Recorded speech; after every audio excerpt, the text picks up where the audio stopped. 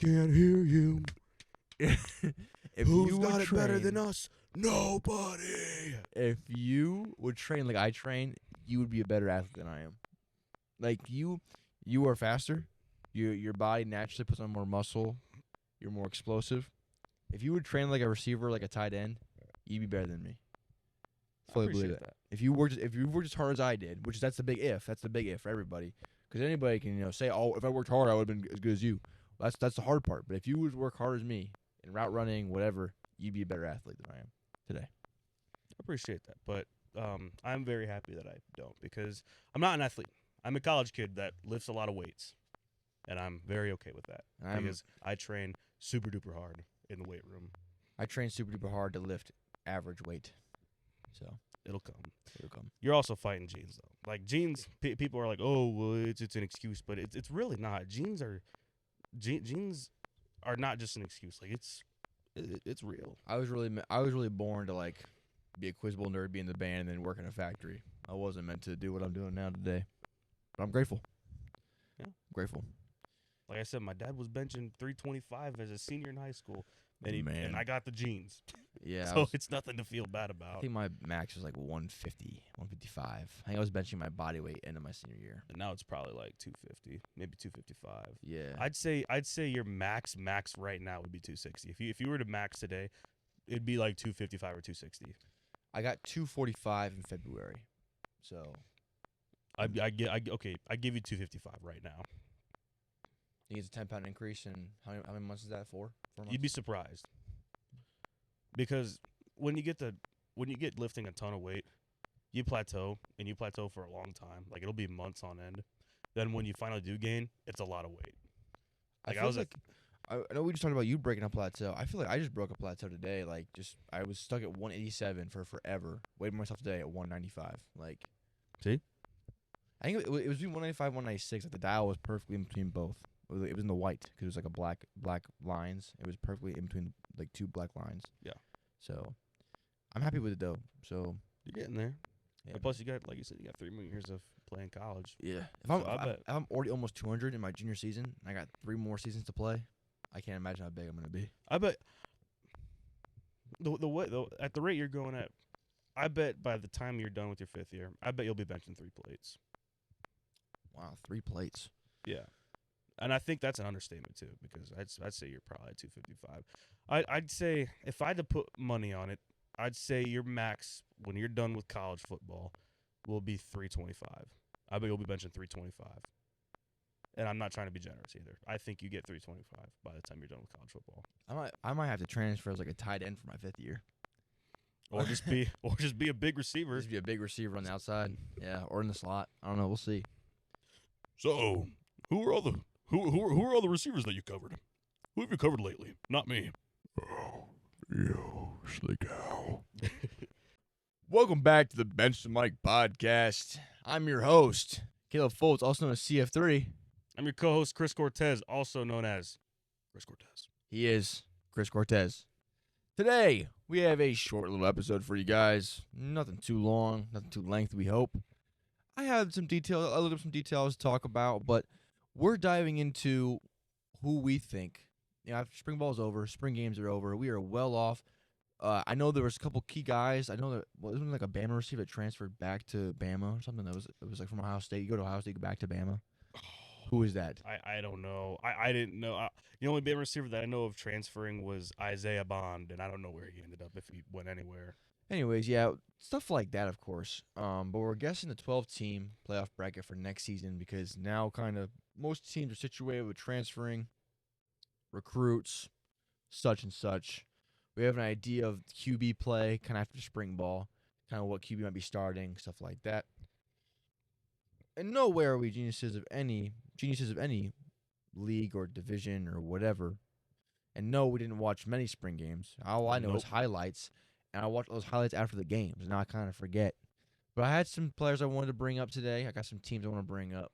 This is a very tip of the iceberg level analysis. I like the way you describe that. That's a great way to describe it. So don't take it too personal if you don't find your team. doing that high in our bracket or in our bracket at all. So don't take it too personally. But who knows? When the season actually rolls around and more information comes out, more news comes out, might cover this topic again and have more, I guess, an educated opinion. Who knows? Maybe when it gets in the nitty gritty of the season down the stretch, maybe we will revisit this topic. Maybe we will, or maybe we won't. We'll see. All right, Chris. Who's your number 1 seed? Number 1 seed, give me Georgia. They are far and away the best team in the NCAA. No team is coming close to them, and they should have been in the college football playoff last season. And I think if they were the only team that would have came close to beating Michigan last year. It's a shame that they weren't, and I think they'll run it back this year. And honestly, I think they're far and away, they are, as of right now, my title favorite. So, yes, number 1 seed, Georgia Bulldogs.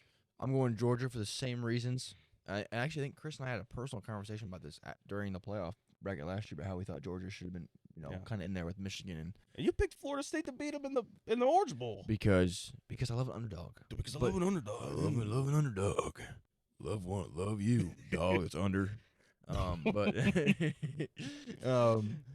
but the reason I'm choosing Georgia too is Carson Beck. I love the way Carson Beck's played. He had a pretty average spring game. I actually pulled up his stats here just to list off to you guys. They described it as not a steak and lobster type day. He went 25 for 46 of his pass attempts for 301 yards and 2 touchdowns. Nothing crazy, but I just see greatness in Carson Beck. I think he's gonna carry that dynasty well. At the same time, 2 things. 1, it's a spring game. Nobody's over the top good in a spring game because it's just a glorified practice that people are allowed to come and attend. 2, in all reality, he's playing against a national championship level defense in that spring game, and he will never see defense that good for as long as he plays college football because that defense will be on his side every single game day. So him going against that every practice, he's only going to get better.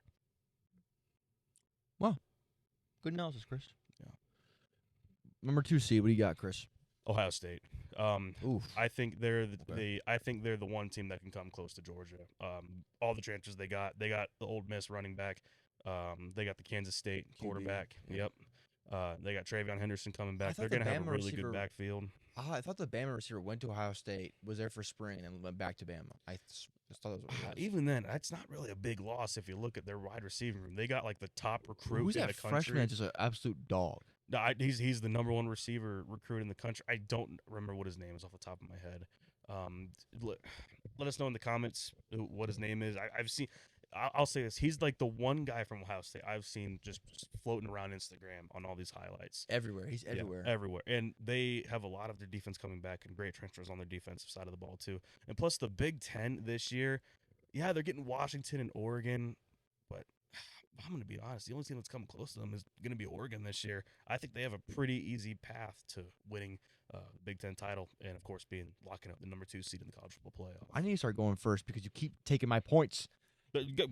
Be my guest. So 3 seed. Go I first. actually had Ohio State as my 3rd seed, but I'll get into that for later, I guess. Actually, no, I'm just gonna bring it up now.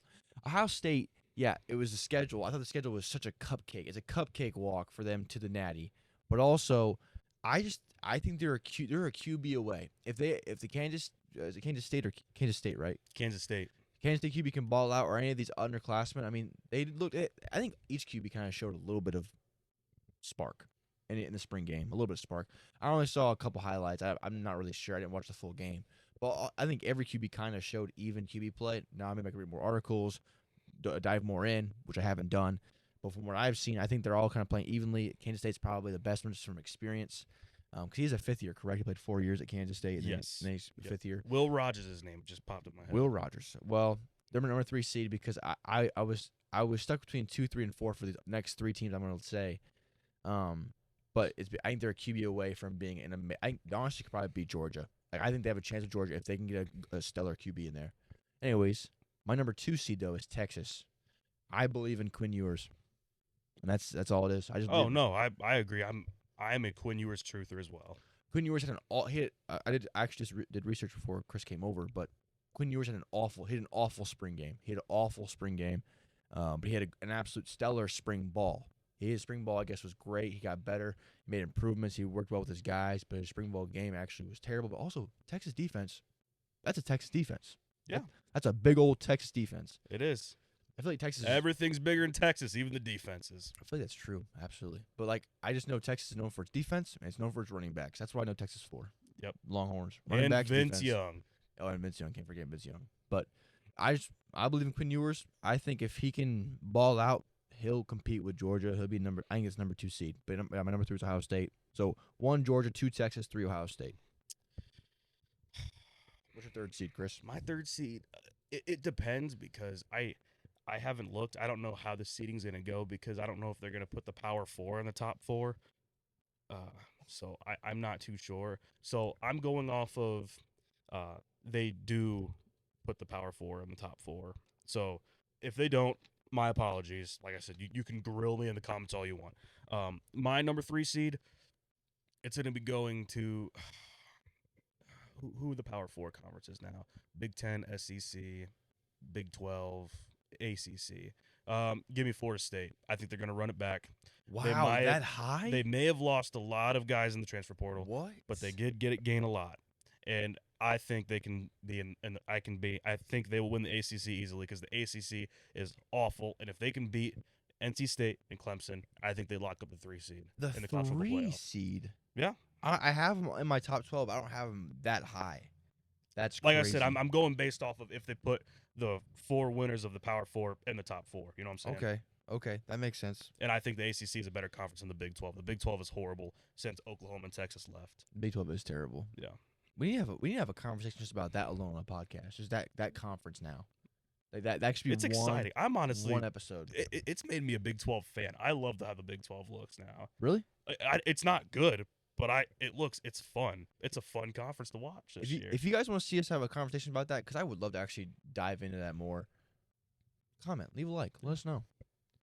Okay, number 4 seed. You got it.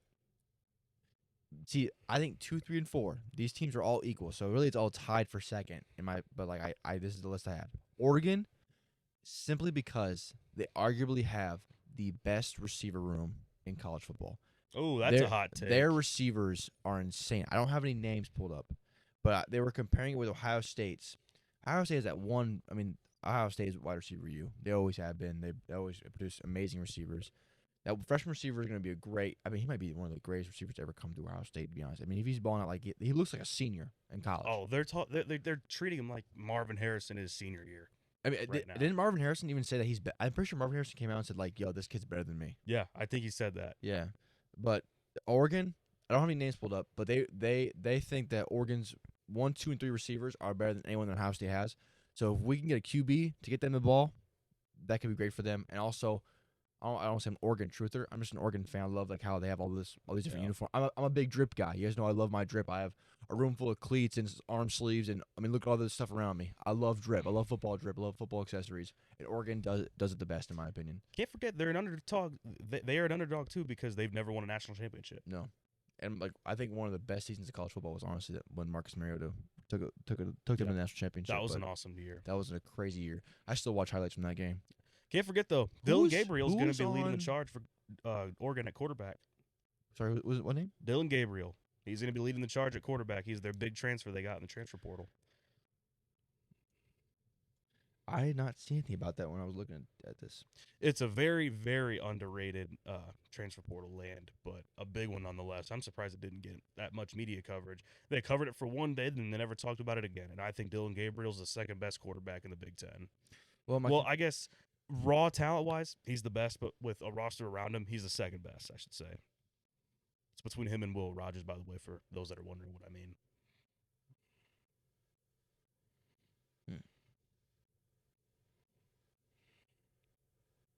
Troy Franklin. That was the name I was thinking of for leading Oregon. receiver for Oregon. Troy Franklin, yep. And then Tez Johnson in 2023. He balled out too. Anyways, guys, sorry. They also brought in a transfer, Evan Stewart, a former 5-star prospect who impressed in 2 seasons at Texas A&M. So they brought in a really solid receiver too. Sorry. Shout out Oregon, though. I'm definitely going to be tuning into them this season for sure. Oh, yeah. All right, Chris, number 5 seed. Which number 5 seed, Chris? I don't think I did my number 4 yet. Oh, what's number 4? My fault, Chris. Oh, no, you're good. We were talking a good amount about Oregon. Number 4, I did the winner of SEC, Big 10, ACC. Who's left? Big 12. Okay, you ready for this, Caleb? This is about to turn your world upside down. Okay, let's hear it. Utah. Cam Rising's coming back this year. Awesome quarterback for Utah. Love that guy. Utah didn't have that good of a season last year, but that defense carried them to Did they 9 make or a 10 bowl game? wins. They did. They won 9 or 10 games with just their defense alone because Cam Rising played the first 2 games and never played again. With Cam Rising back, I think Utah has a chance to win the Big 12. All right, I think they will win the Big 12. I think they have a chance to go undefeated. I don't think they will. I haven't seen their schedule. Big 12, it's going to be crazy. A lot of stuff's going to happen. But I think they'll ultimately win the Big 12 championship, and they'll lock up that 4 seed with the Power 4 conference win. Well, Chris, you know me, man. When you tell me we're gonna do something and talk about something, I go immediately to ESPN, look up brackets, watch YouTube videos on predictions or what teams are close in the 12-team bracket, and Utah was nowhere to be found. So Really? I have no idea what you're talking about. I have not done any research on Utah. I didn't know anything about them last season. Just watch Cam Rising highlights. I guess if I were to give you homework, watch Cam Rising highlights. Cam Rising Utah highlights. That kid is electric and incredible and one of the best quarterbacks in college football in 2024. Wow, that's a hot take. That's a hot take because as someone that did research just like an hour ago and has no idea what he's talking about. Watch Cam Rising highlights. Watch him against the Rose Bowl in Ohio State. Nice. Is that all you got for Utah? You're cool with that take? Yeah. Okay. 5 seed. I got Missouri. Every bracket I saw, they had them as the 9th to 12th seed. I had them high just because the bowl game against Ohio State, right? And then spring ball. I heard they had a really good spring ball. Didn't see any highlights. Saw some stuff online. I just think if they're returning some guys, I'm not quite sure who they brought in transfer-wise, recruit-wise, but I think that program's on the rise in general. I think they've been tired of losing. I just see a hungry team. I mean, you saw that hunger against Ohio State. Yep. That's all I got. Is that running back coming back? Do you know? I don't know. Ooh, I don't know. Number 7, I can't remember what his name is, but they were talking about him about having The almost Derrick 2,000, Henry of Missouri. Yeah, he almost had 2,000 yards from running the ball, 2,000 rushing yards. Anyways, not all you got from Missouri? Simply just because I said the bowl game performance. That's all I had. They had them way lower in the brackets that I was doing research on, but I just think that bowl game performance, you saw the hunger, you saw the want to be a winning program, and I'm rooting for them. Of course. I'm going to go with Texas as my 5 seed. They're going to be my highest at-large bid. They're going to be great. Mind you, the SEC is a gauntlet this year with the addition of Texas and Oklahoma. Texas is going to make it to the Big 12 championship. Excuse me, I'm still used to that. They're going to be in the SEC championship because I think, correct me if I'm wrong, but I believe they did away with divisions in the SEC, didn't they? Is it going to be top 2 teams in the SEC championship? I believe that's what. Isn't that also how it is for the MAC too? The MAC's doing that too. The now, MAC's right? doing that too. I think you're correct on that one, bud. Yeah, because there's so many teams in the SEC now. But yeah, I think Texas, they're going to be the top spot in the at-large bids. They're going to be hosting a playoff game at home, which is going to be awesome seeing on television, isn't it? Because first round, the top teams, they host home playoff games. They're not bowl games. So I think seeing a home playoff game at Texas is going to be awesome. But yeah, Quinn Ewers, everything he said, Texas has a great defense, great group of running backs. They can pull anyone out and be a half-decent receiver with Quinn Ewers. I think Texas is going to have a great season, and they're going to be my 5th seed in the college football playoff. I think also the best thing about Texas is I arguably think they have one of the best fan bases in college football. Like that, and the entire state backs that team up. You know, in a way. Well, they're one of the biggest brands in all of college football. Absolutely, they are. I mean, if you look up Texas Longhorns, you're going to find everything and see so much. Like, I just think Texas, honestly, it might be bigger than Ohio State's fan base. And Ohio State's fan base is crazy. I wouldn't go that You don't think it far. rivals it? I think Ohio State's crazy, but Texas is just full support, we got Texas Longhorns back all the way. We want to do everything we can. I mean, have you seen the locker room? Have you seen the facilities? Look up any YouTube video about the facilities. That entire state has the Longhorns back. I would agree with the entire state having its back, but I wouldn't say their fan base is bigger than Ohio State's. Maybe we could take a poll. We'll see. Well, But I just feel like there should be a percentage you can look up of what percent of Texas Texas A&M fans. It's got to be 10% it's gotta be Texas A&M, 90% Longhorn. 90 and 10. But think about Ohio is so split between Michigan and I mean I know very few Kentucky fans will say Kentucky, Indiana, Ohio State, and then also all the MAC schools that we have. There's even a split between that. Think about that though. The whole state doesn't have Ohio State's back. Well, Texas, then I guess if you're going on that, out on that, you got Texas A&M, SMU, TCU. What else is there? There's more. UTEP, North Texas. I think there's definitely way more in terms of Midwest than there is Texas though. I don't know. It's a conversation for another time, but that's just kind of my hot take. Sure. All right. Who's your 5th seed, Caleb? 6th seed. Did you say your fifth? You didn't say your 5th seed. Did 5th you? was Missouri. Oh, that's right. Yeah, you went first. All right. You want me to take it or you want to take it? You go ahead. Go ahead and 6th seed. 6th seed, Oregon. Why so low? Because remember the Power 4 are in the top 4. Yeah. Oh yeah. My fault. Yeah, I'm going if the conference went to the Power 4 in the top 4. Okay. Oregon, they're number 6 for me. Every reason that he said, great wide receiving corps. I wouldn't say they're the best in college football, but they're up there, top 3 easily. Dylan Gabriel, great quarterback. He's going to be leading the charge. They're going to have a season just like last year. They're going to be on the cusp of winning a Big Ten championship. They're going to go against Ohio State in the Big Ten championship. They're not going to win. I think it'll be a pretty good game, but they're not, they're going to come short. But seeing Oregon host another playoff game is going to be great. And plus, I guess you could call it a hot take if you want. I think hosting a playoff game because I think the top 2 teams get a first round bye, don't they? Don't they not? Yeah. I think Oregon having that playoff game against like a lesser team and pounding them will be like a great Momentum. like a warm up, yeah, or like a great momentum game going into the next round. Okay. But yeah, give me Oregon at 6. Great defense, great offense all around. I wanna see They're a those complete receivers. team. I want to see those receivers play. I think the receivers are honestly. I don't see the 2019 LSU team, but I see like the duo with Jamar Chase and Jefferson, kind of with the Troy Franklin and the guy that Texas A&M receiver that just transferred. I see that duo building and development. I want to see that happen. Sure. I think Oregon has all the potential for that 2019 LSU kind of receiver duo that we saw with Jefferson and Chase. Right. So, my 6th seed, Penn State. No research done. Just went off the brackets that I saw. Penn State's always consistently good. They have a great culture. They're a football town. Like I said, great fan base, great culture, Great coach. great coach. I mean, that guy's been there for how long now? About 10 years, I think, and he's Yeah. never had a losing season. I think that they need to just change something up to just break that threshold. But they are always so close to those top seeds, and they just always come short against those really big games. Against like the Ohio States, the Michigans, whatever else. Just the big time teams. And if they can break that, maybe they can go higher. But they deserve that 5th, 6th, 7th seed range. So I put them at 6. Just because of that culture, you can't beat culture. Yeah. 6th seed for me. Oh wait, I already said my 6th seed. Yeah, that's right. 7th seed. You're an idiot. 7th seed. His brain's cooked. 7th seed. We're flip flopping too much. I'm used to going Yeah. first. That is true. We're trying to change up. We're trying to change the culture, Chris. We gotta change the culture. Okay.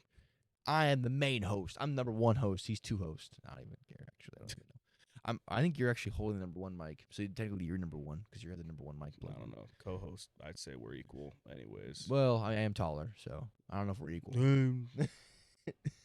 Okay, buddy. 7th seed, Chris. 7th seed. Give me the Alabama Crimson Tide at Really? 7th seed. That's not a bad take. I honestly would make him go lower, but that's not a bad take. I could see him going lower. I don't see him going anywhere past 7. They're not the Alabama of old, but they still have a lot of talent. They did lose a lot in the transfer portal, but they have Jalen Milroe coming back, and Jalen Milroe this year is going to be a Heisman favorite at quarterback. I think Alabama will still have a pretty. They'll put in a solid year. Plus, the committee always favors Alabama, so they're not going to want to leave them out this year. So I think they're going to be locked at the 7th seed. I think too, like if you bring back those veterans like Milroe, you kind of keep that culture that Saban had for the team. And plus, they got a pretty good hire in the old Washington head coach. I mean, he made it to the national championship last season. Yeah, and Bama and did. they got him. Yeah, Yeah. and Bama didn't. I don't know. I think they're gonna fall. I think it's take a little while to rebuild the program. So I have them lower, but my 7th seed is the Oklahoma Sooners because they had higher percentages in ESPN's bracket, and that was it. That's why. That is my reason because ESPN.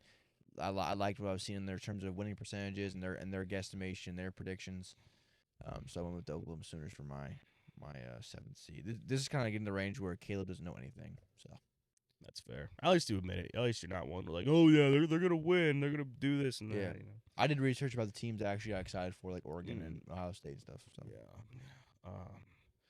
Number 8, Colorado. I'm just kidding.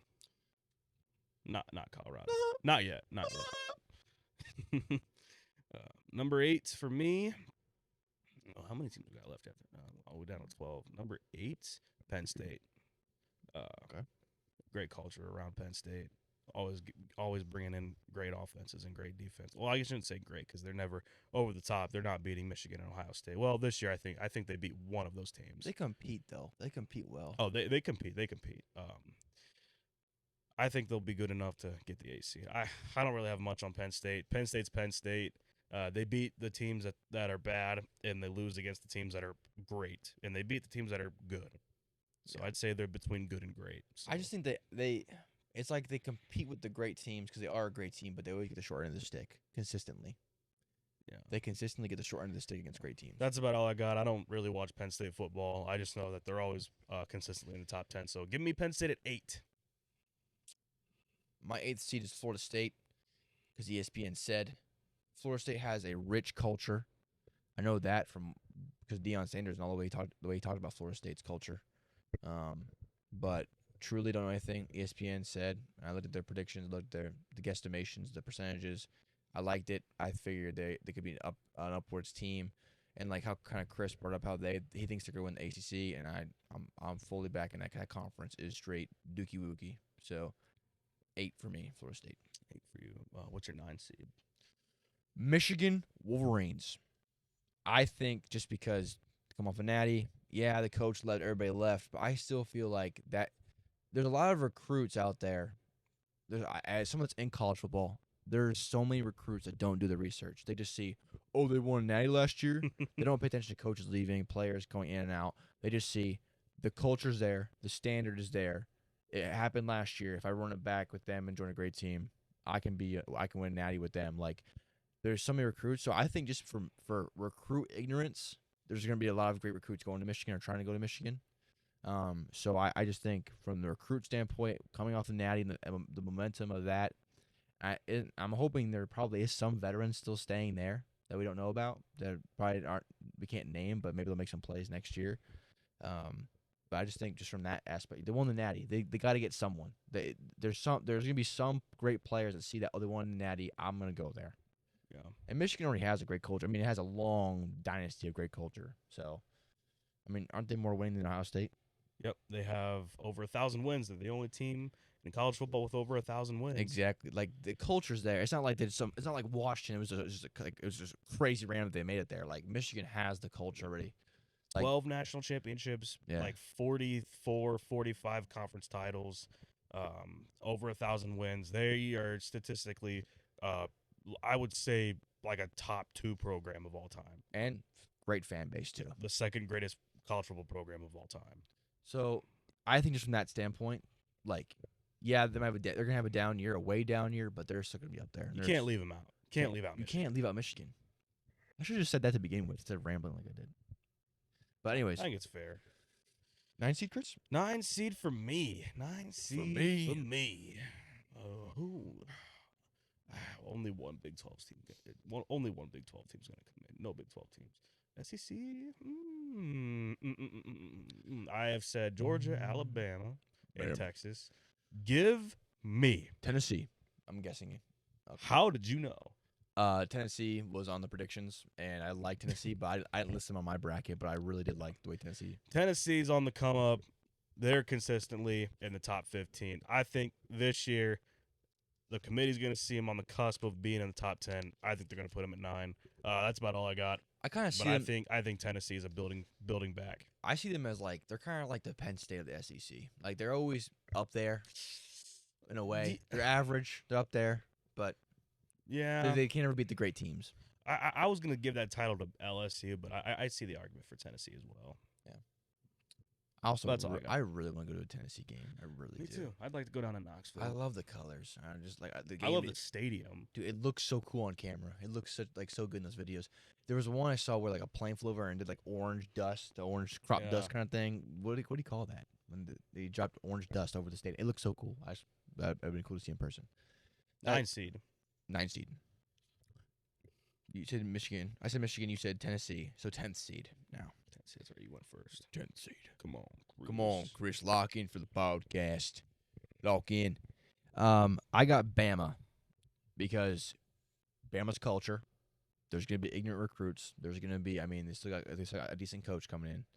Oh, actually, I don't want to say great, but he had a great last year's season, but whatever. But also, hot. This is going to be my cold seat hot take. Okay, this is a really hot take, Chris. We're sitting on a bed. It's not exactly cold. I could put ice underneath if you want. But yeah, these are the Oregon receivers a hot take, but this is my hot take.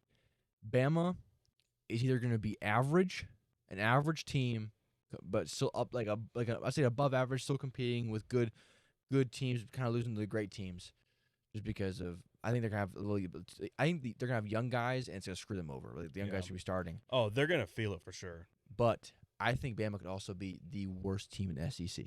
I don't think they'll be that bad. That goes to Kentucky and Vanderbilt. They will not be worse than those teams. That is my hot take. I think Bama could potentially be one of the worst teams in the SEC just because of the transfers, maybe the different recruits they're missing out on. That is a hot take. It is my most very, very hot, spicy. What was the name of the sauce from B-Dubs? Brazilian or Blazing Knockout. Blazing Knockout. That was Buffalo. Sponsor us. A Buffalo Wild Wings Blazing Knockout hot take of the day.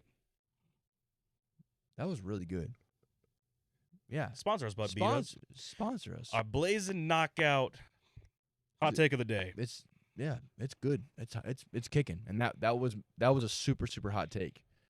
Quite warm now that I said that, but yes, that is my 10th seed. I got Bama. I think it's Bama. They have the culture. It's kind of the same thing as Michigan in a way. Yeah. Nick Saban's legacy is always going to be there. He kind of started that great reign of Bama. So I'm hoping it keeps going. But at the same time, I don't think they're going to be that great, just from a recruiting and transfer portal issue standpoint. I would agree. I think they're going to be boom or bust this year. There's going to be no happy medium. They either make the college football playoff or they are not in a bowl game.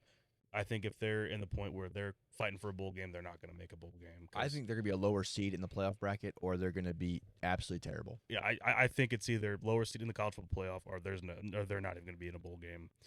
I don't even know who their out of conference games are. But anyways, my 10 seed, Michigan. Same reason he did. Great defense coming back. They got Donovan Edwards, who is the best running back in all of college football. He's coming back as well. He's going to be behind some veteran offensive linemen, some new offensive linemen as well. But Michigan, a lot of their coaching staff is left. But Michigan, the culture, the Midwest grit, they're always cranking out great offensive linemen, great defensive linemen. And just like you said, ignorant recruits, and plus recruits that want to play for a great historical program like Michigan and play on literally the biggest stage in all of college football, Michigan Stadium, over 110,000 people, sells out every single game. I think they'll have a pretty good year, especially with Sharon Moore coming back. He was the interim head coach that beat Ohio State last year. Now he's taking over this year as head coach. I think he's going to rally the troops, and I think he knows his offense. He knows his strengths. They're going to be we're going to punch you in the mouth. We're going to kick you in the mouth, and there's nothing you can do about it type of team. And I think they're going to get their way to a 10 seed. Kick you in the mouth. Yeah. Nice. I have no disagreements on any of what you just said. Yeah. 11 seed. You want to go first, Chris? Sure. My 11 seed. This is kind of hard because this is like everybody else. This is the people that should. The 11 seed is special because this is going to be the one controversial team that nobody thinks should be able to get in. Because, mind you, the 12 seed is reserved for the best group of 5 team. So the 11 seed is the worst Power 4 team in the playoff. So this is going to be the one seed. It's like, oh, well, this team shouldn't be in, or this team that's below them should have been in over this team. But you know what? At the end of the day, there's nothing anybody can say about this. Nothing you can do about it. This team's going to be the 11 seed. Whether you like it or not, give me the Ole Miss Rebels. 11 seed. Ole Miss Rebels. That's really not a bad take because Ole Miss is always kind of like one of those kind of teams.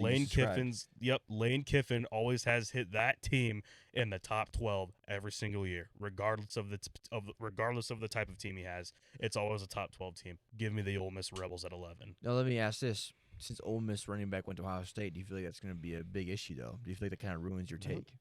College football's not it's a passing league now. It's not a running league anymore. Okay. Unless if you're in the Big Ten, Down south, you can throw that thing around year round. See, the only thing I know about Ole Miss is Lane Kiffin. That's the only thing I know about Ole Miss. Lane so Kiffin passes the ball too. Yeah. That's all he does is pass. Heavy spread. Yep, Heavy heavy throw. spread. That's the type of coach he is.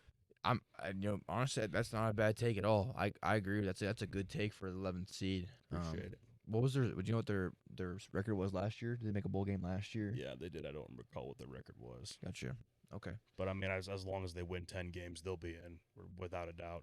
Because, see, this is not going to be an AP-type poll. And what conference outside they of in the again? top 4. SEC. That's Another thing, too. They're going to have the SEC bias getting them in, too. They're going to be like, oh, well, they lost. They had really good games against these great teams that are already in the playoff. Let's get these guys in, too, because they show that they can compete with the best of the best. That's a good take. That's a good take. I like that. That's probably your best take yet, honestly, in my opinion. My 11th seed, Colorado. Whoa, that might have been the worst take on the show so far today. I'm a Deion Sanders truther. I'm a Shedeur Sanders truther. I just want to see Colorado win. I want to see Deion turn. I want to see what Saban did for Bama. I want to see Deion create that Colorado legacy. I mean, everybody complains about the media take, but as someone that's in media and does college football, I just think it's great to show what college football is, show the business of college football, show what it can do for people, and I just love Deion. I love what he's preaching to the guys, and like it's such a great culture in terms of what you see on the media. But then there are also guys saying there's a lot going on behind the cameras. Not sure how true that is, but at the same time, people hate on Deion, people hate on the media, so you can't trust everything from the media. But I just want to see. I want to see Colorado win. I want to see it. They're coming off a 4-win season. I know I don't think that they're, especially in the Big 12. They play in the Big 12. Those first 3 weeks were such great glimpses, man. Like they have to win the Big 12 to get into the playoff. Outside of that, if you don't win the Big 12, you're not in. So you're expecting them to go all the way and win the Big 12 title. Chris, I don't think that's going to happen. Just leave me be, Chris. It will happen within another 2 years, but not this year. It's just not going to happen. It's too quick of a turnaround. I mean, I have faith, man. And I love the take. I'm not hating. I'm a Sanders. I'm a Sanders squared truther as well, and I love what's his name, Travis Hunter. Love Travis Hunter, yeah, and I hope they make the playoffs. I want them in the playoffs. I agree with what you're saying. I do, but it's like I just want to ignore it and just want them. You know what I'm saying? Like I absolutely I feel the same way about what you're saying about in their year two. Like you want you want to just ignore the feelings and you want them in. Yeah, I want them in. Like, no, I it's want my them in desire. too. It's my want. But yes, I agree that it probably will be another year, 2 or 3. No, we can only hope. I want them in too. Yeah, that's all I really can say about that. No, I got you. Okay, Chris, you want to start off with your 12th seed? 12 seed. Let me tell you, the 12 seed is reserved for the best of the group of 5. The one group of 5 team they believe can hang with every other team in the Power 4 that's in the college football playoff. The best of the best. They have to go 12-0 to make it. So I guess take a minute to go through the I guess current favorites. The people that won last year, like Miami of Ohio, they're not going to get in because they're going to lose to probably the teams that paid them to play. Probably an SEC team if they play an SEC team early, or a great Big Ten team. So max eliminated. The Sun Belt has a great shot. I don't know if this is a hot take or not, but like I don't think James Madison's going to be in it because they lost all of their players to Indiana. Their head coach, quarterback, all their offense, majority of their defense, all went to Indiana. So this is not the same James Madison team we saw last year. I think the favorite out of that conference will be Appalachian State. I don't think Appalachian State has what it takes either because they've shown that they are known to choke down. They were great. They had a great season last year. They had a great season last year, but they are known chokers as well down the stretch. And like I said before, you have to go undefeated if you want to be a Group of 5 representative. So I think Appy State is out of the conversation as well. So Sun Belt's eliminated. So for me, I don't know. You can call me a homer or I guess someone that kind of just buys into the media, but I'm going to go with the Tulane Green Wave. That is a great take. I think Tulane is a great program. They have a great roster. I think they're the best team in Group of 5. Actually, my receiver coach played for Tulane at Bluffton. Really? He's a Green Wave. Yep. Well, there you go. That's another reason why Tulane's going to get in. But I think Tulane has what it takes to go 12-0, a perfect 12-0. Win, I guess, if you want to call it a Group of 5 national championship, they're going to do that. They're going to win in the college football playoff as well. Because they had kind of too been one of those like good group of 5 teams last probably 3 seasons, I'd say. Last Yep, 2-3. they were one of the best up there. I don't think Liberty has also been in the discussion because they played in such a bad conference, but I think the committee will leave them out over Tulane because Tulane plays in a tougher conference. Yeah, and I saw there was a whole like 45-minute documentary I actually watched last year after the season ended about Tulane, about like some of the great glimpses they had in that QB that like he was really solid, I guess. And they beat Caleb Williams in the Sugar Bowl. Are you kidding me? How could you leave those guys out? No, right? you can't. You can't. But So- of course, I'd like to see somebody else in because they're really not an underdog in my eyes. They're probably a pretty dominant group of 5 team, honestly. Yeah. I mean, if they beat Caleb Williams, then there's that. Yeah.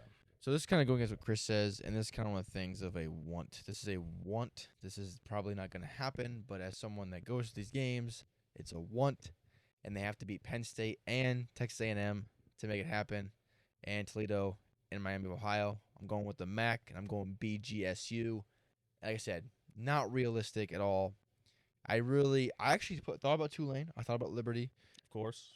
I actually did not know about that about James Mass. I knew they had some players. I know the coach Oh, of Indiana. my goodness. I heard the QB went to Indiana. I didn't know it was the whole team. Oh, you got to look at the transfer portal, man. Like on There's 3 so rivals. much. There's so much, dude. They lost so much to Indiana. Like Is there an Instagram I can follow? Is On3 have an Instagram I can follow? Look at the transfer I don't. portal? There's a website. Website. Okay. I just get on the website. And plus, I mean, I also have a first hand source too that tells me all these things as well with my girlfriend. Nice. Well, yeah, like I said, I'm going BGSU. Bazelak's coming back. They have a lot of returners. They have stud players they're young, but they have a year or 2 underneath their belt. Best running back in the MAC and Terrion Stewart. Exactly. And like they got to get lucky against Texas A&M. They got to get lucky against Penn State. Penn State's going to be a huge one. If Bazelak is the best QB in the MAC if he can just play consistent. Because either he's absolutely amazing or the worst QB of all time. And like if we can see because he got SEC Freshman Player of the Year. Yeah. If we can see any glimpse of what he was then, please Bazelak, if you can play consistently. Honestly, I think BG has all the tools. I think they have the defense is amazing. Their offense is great. If it's in Bazelak's hands. If he can get the ball to the playmakers, if he can play consistently good, and the O-line has enough time to protect him, which the O-line held up pretty good sometimes Bazelak. That's another thing too. Bazelak holds on the ball for a little bit too long, and we need to keep Orth out of the game. Yeah. Keep Orth. Don't stay. No The two QB QB system can work with the right players, but they don't have that. We don't have that. And Bazelak has the chemistry, he has the arm, he has the talent. He just needs to play consistent. And when you have one of the best running backs in the backfield, there's no point doing the QB draw on the 2-yard line. There's no point. Or on 4th down trying to get the first. Give it to the running back, whatever. So I'm going BGSU, but they got to beat Penn State and Texas A&M, which is a long shot. But also, I think a lot of these Group of 5 teams are a long shot anyways. Yep.